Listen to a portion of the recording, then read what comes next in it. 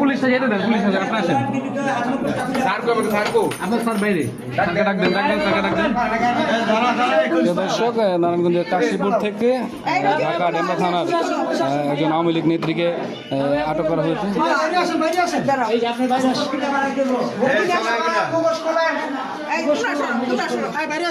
আপনারা পিছিয়ে যান না ভাই, মিডিয়ারে আর ইসে পুলিশে যে থাকতে আপনি ঢাকা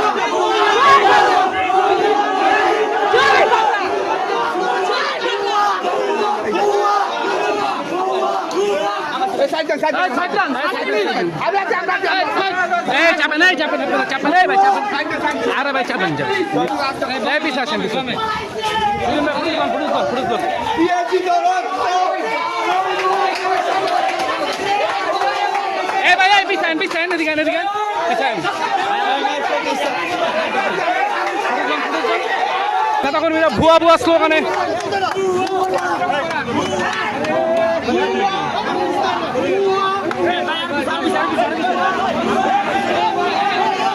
দর্শক দেখতে পাচ্ছেন যে এখানে পুলিশি পাহারায় আওয়ামী লীগ নেত্রীকে নিয়ে যাওয়া হচ্ছে।